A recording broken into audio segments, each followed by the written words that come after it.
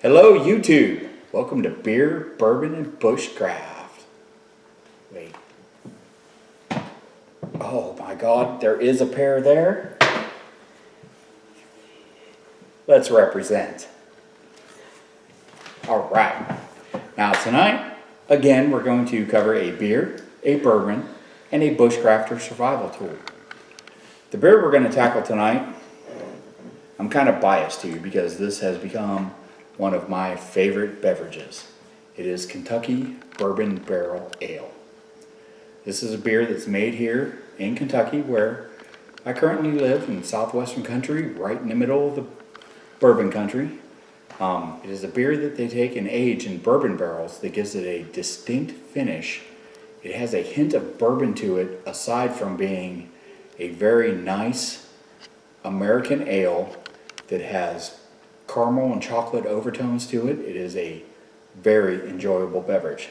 So let's go ahead and crack this boy open and get on to it.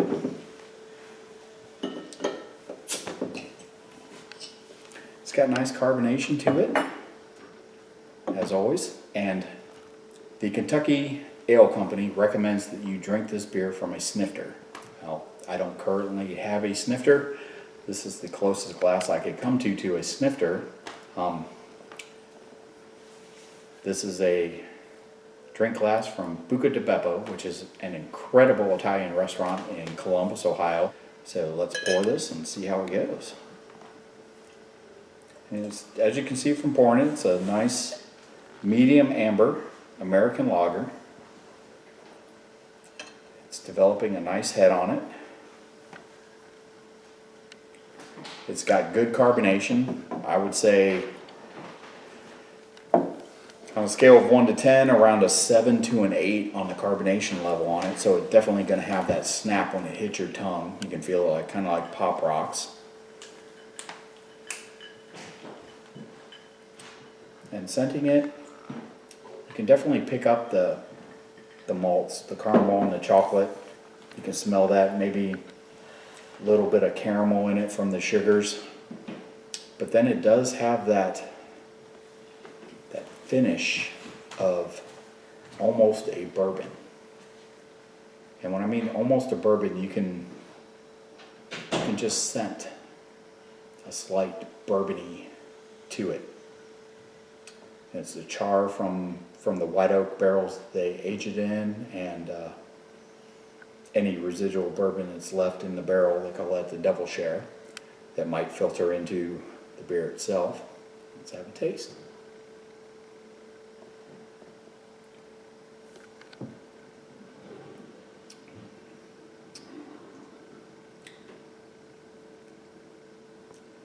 Very flavorful American ale.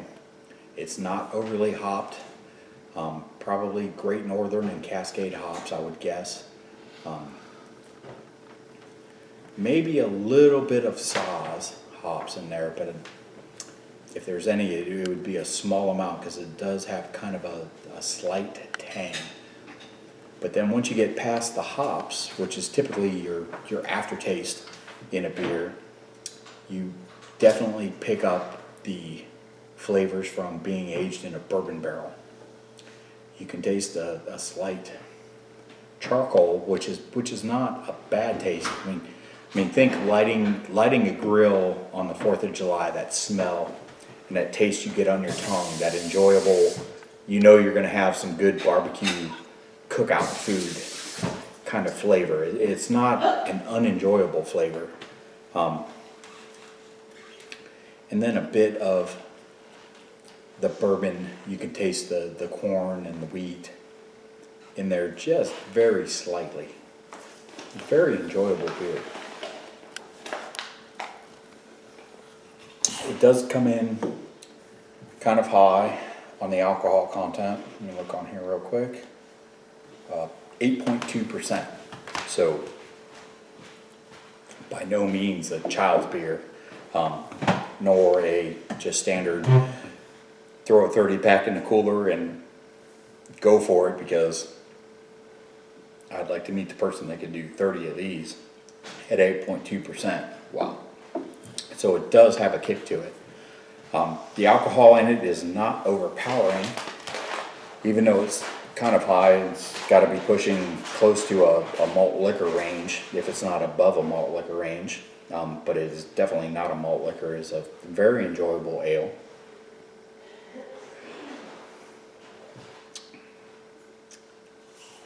Nice. It would definitely go well with a nice meal, a nice hearty meat, beef or pork, some potatoes or vegetables, and having one of these to sip on while you're enjoying a meal and enjoying great company. It's a very enjoyable beverage. And as I said, I'm biased. I fell in love with this beer close to a year ago on my first trip to Kentucky. I tried it out and absolutely fell in love with it. I do enjoy a good beer. I like to sit and have a beer that is really good, and then if we're having fun and hanging out, having a cookout or whatnot, then switching to some of the lower end products out there. Just you know how it is. Fill the cooler up and you're having fun around the campfire or whatnot. But if you're going to sit down and actually have a glass of beer, I can't more highly recommend anything other than the Kentucky Bourbon Barrel Ale. This is my favorite beer, and on my beer scale, I have to give it a 10 because this is my favorite. Very enjoyable. If you have it close to you locally, I've definitely tried it. Comes in a 4-pack. Get a 4-pack and give it a whirl. If you don't like it and it's not your cup of tea, that's perfectly fine. Go ahead and drink whatever it is that you like. But if you like a good American ale that has good taste to it, and then if you're a bourbon fan like I am, this definitely has the undertones from that bourbon that tie into the beer. They marry themselves so well. How can you go wrong when you can mix a good American ale and a good bourbon? To me, an outstanding beer. Get it, try it, comment down below. Let me know what you think about it if you've had it. I would love to read your comments and see what you think. Are you on the same page as me or not? If not, let's talk about it. I would love to hear either way. So again, Kentucky Bourbon Barrel Ale. Incredible. Now, as you know, it is beer, bourbon, and bushcraft. So next we're going to move on to bourbon, and we are going to move on to a staple, Jim Beam White Label. Jim Beam is one of the most recognized bourbons. They have been around forever. In fact, there are beams at most of the major distilleries here in Kentucky. There is a beam of some sort that is their master distiller. If he's not a beam, then he's closely related to the beams. These guys started bourbon. They know how to make it. They make it well. And they make it affordably. Now, Jim Beam White Label is not your top of the line bourbon, but it is a good bourbon. You have to think, what am I going to do with my bourbon? Am I going to sip it? Am I going to mix it? Am I just getting myself a bottle so I can sit back and forget about the world? If you're inclined to the latter, I can't recommend Jim Beam White Label any higher.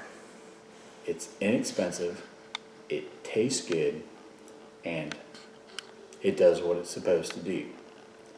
Now, you can pick up a 750 milliliter bottle of this for around $14, $15. So it's definitely not on the high end, but the taste, as we'll go through here in a second, is outstanding at that price point. So let's go ahead and pour a dram of this and see how she goes.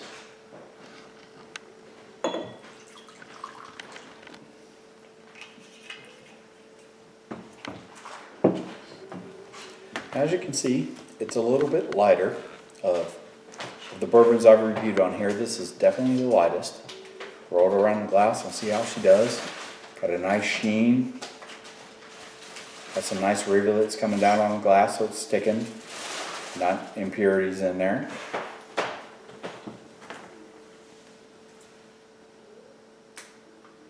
When you smell it, you definitely pick up almond and caramel. That's kind of standard with the Beam products. I don't know if it's the age of their equipment or whatnot, but it's almost a signature with the Beams. Very, very enticing on the nose. It's not harsh. Definitely pick up a little bit of sweetness. So you can tell this again is a wheat bourbon, not rye. So being a wheat bourbon, let me go over this just for a quick second. Bourbon's made mainly of corn. 51% corn. It has to be, that's what the law mandates. Above and beyond that, they can add other attributes to it. Some use rye, some use wheat. That makes up the next largest share. I believe it's anywhere from 30 to 40%. And then malted barley. They take that, once it's mashed, mix it around, it goes into the fermenter, and from there it gets distilled over and over. Of course, bourbon in its raw state is white. It picks up the color from being aged in charred white oak barrels. They can only be used one time. Once that barrel's been used, it can't be used again.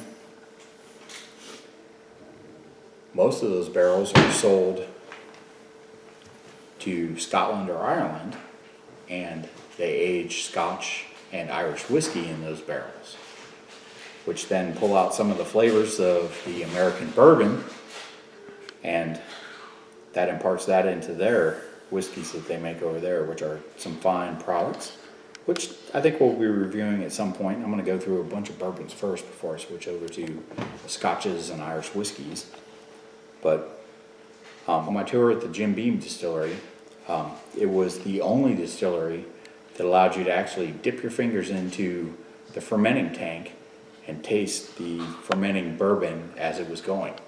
Extremely yeasty, was kind of crunchy, really didn't taste good, but it was a very, very neat experience to go ahead and do that.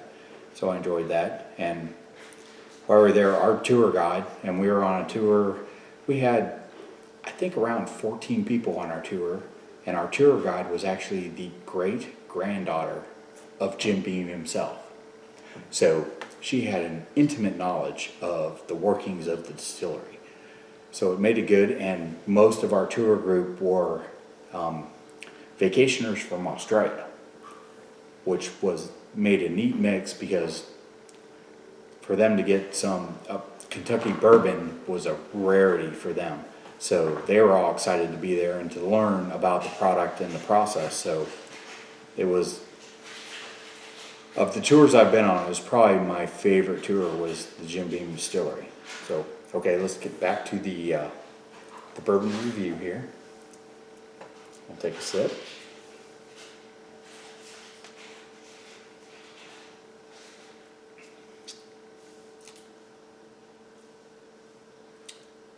It's a decent bourbon. A little bit harsh on your tongue. You can feel it on all parts of your tongue. The wheat, you can definitely tell on the back of your tongue in the sweet areas, but you do pick up the sour and the saltiness a little bit. The alcohol in it is, even though it's not high proof, you can definitely feel a little bit of burn down the center of your tongue and feel it flowing up into your nasal cavities a little bit. It's sippable. It's not my preference for sippable. I prefer a little bit higher end, smoother stuff, but you could definitely sip it. As a mixing bourbon, it's one of my go-tos. If I want to have a bourbon and Coke, or bourbon and Sprite or something like that, then you can't beat Jim Beam White Label. The cost point and the quality of the bourbon is just, the two mesh together and make a very good product. Let's go ahead and finish this off, and then we'll move on to our Bushcraft area. Again, a good product. I would say I would give this a 5 maybe a 5.5 on my scale. I use it for cooking. I use it if I'm gonna make a mixed drink, have a bourbon and Coke or something after a long day. Definitely throw this in. If I'm gonna sip on something, I probably wouldn't grab this, but if I'm gonna mix it or have some fun, or friends come over and we're gonna have a good time, definitely grab a bottle of this and go, because it tastes good and it's definitely not bad, but it's definitely not one of the higher end sipping bourbons. All right, so let's move on to our bushcraft portion. And tonight for our survival bushcraft area, we have the Pocket Bellows, which is a fire starting survival tool. This is actually an aid to fire starting. It's not a ferrocerium rod or flint with hardened steel or anything like that, but this is a very unique product.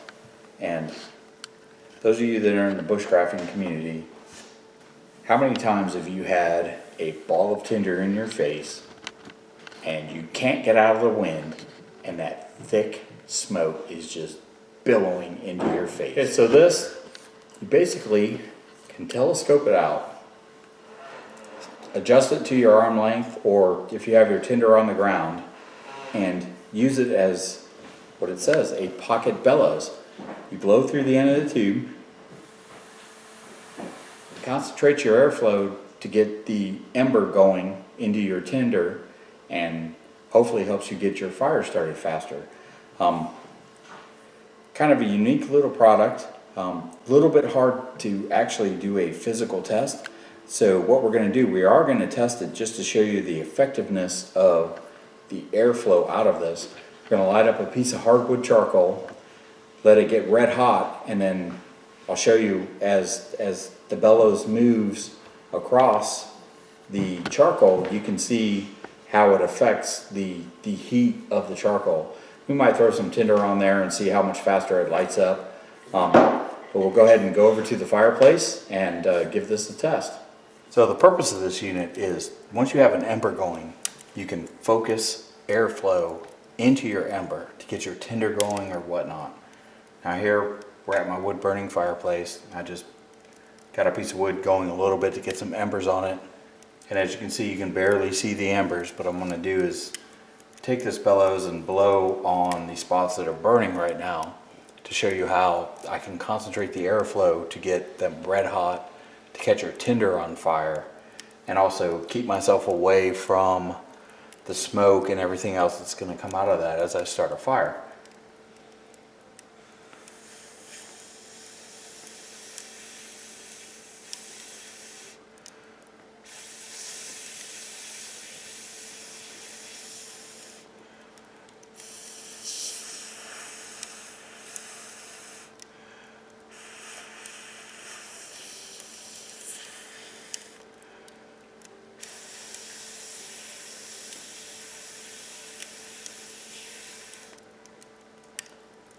As you can see from that, it definitely focuses the airflow, gets it more red hot.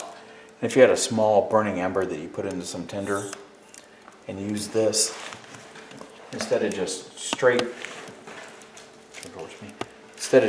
blowing into your tinder, use this, you could concentrate the airflow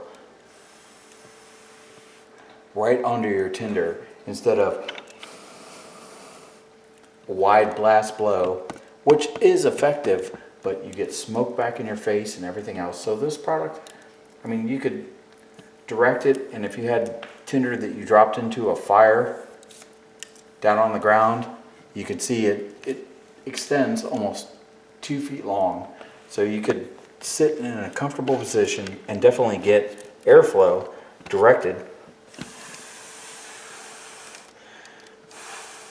right into your fire without having to put your face down there and blow straight into it. So a unique little product. Is it extremely effective?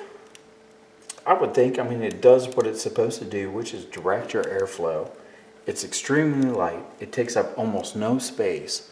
So it would definitely earn a spot into my fire starting kit, just because it's so small, so light, and takes up almost no space. I mean, I have ferrule rods that are almost half this size. You know, I can put this in there and concentrate my airflow to get a fire started quicker. Yeah, I'm going to throw that in my bag. It weighs nothing. It takes up no space. So it's going to go into the bug out bag. Okay, so the Pocket Bellows. Unique little instrument. I mean, I can see where it would be effective blowing into a fire to get it going and being able to keep your face away from the hot coals, the smoke, everything else, which I think is a plus, because I absolutely hate that. You're trying to get a fire going and the wind kicks the wrong way or something, and all of a sudden you've got a face full of smoke, your eyes are watering, you can't see. This at least gives you a little bit of distance from it, and it also focuses your breath onto a single spot so you can get that ember going nice and hot inside your tinder or underneath your beginning fire bundle. So for the price, which the Pocket Bellows is $12, nice and sturdy. I pulled it out a bunch. It doesn't fall apart, and like I say, it's like an antenna, it just folds in on itself. So for 12 bucks and tiny weight, which is 28 grams, doesn't even weigh an ounce, to throw inside your fire pack or inside your kit. You've got it there. If it's a windy day and you're trying to get a fire started, you don't want smoke in your face, for under an ounce and for 12 bucks, you've got a nice little product here that can maybe help you get a fire started quite a bit faster than you would just blowing on it, and without having all the smoke, ash, and everything else blowing up inside your face. All right, so tonight we looked at Kentucky Bourbon Barrel Ale, which, as I've said, is my favorite beer currently. We looked at Jim Beam White Label. Very good bourbon. Low cost, good quality, has definite good taste to it. It does what bourbon is supposed to do. If you want to have a mixer or a nice party and you want to treat your friends, have some bourbon, here you go. You can't go wrong with that. And we looked at the Pocket Bellows fire starting survival tool. Foldable antenna. It helps you direct your airflow directly onto your ember to get your fire going and get your face out of the fire so that you don't have smoke, embers, ash, everything else blown up in your face. In that respect, this definitely does what it is supposed to do. It weighs under an ounce. It's small. It's maybe 6 inches long and I would say 5/8 of an inch tube. It's definitely going to go in my EDC pack, just to have there, just to take care of a comfort level when I'm starting a fire. You know, everybody knows you've blown into that tinder and had that smoke come back in, and you can't see for 10, 15 seconds. Your eyes are watering, you've got ash all over your face. This can take care of that. For 12 bucks to reuse it over and over again at under an ounce in my pack, yeah, I think I'm going to do that. Well, that's it for this episode of Beer, Bourbon, and Bushcraft. Hope you enjoyed it. Hope you comment down below. Let me know what you think. I'd like to read your comments. I'll comment back. Also, subscribe to my channel and look for more videos to come in the future. Again, this is John, Beer, Bourbon, and Bushcraft, coming from the heart of bourbon country in Kentucky. Y'all have a good day.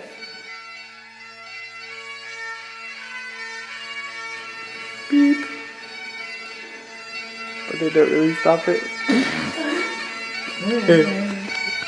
Now, Jim Beam White Label. A little bit. Jim Beam White. And it concentrates the airflow into your tinder to get your, a little bit. I'm trying to be so quiet. You're just go to bed. Go home, Mom. You're drunk. You eating the tinder bread on there was like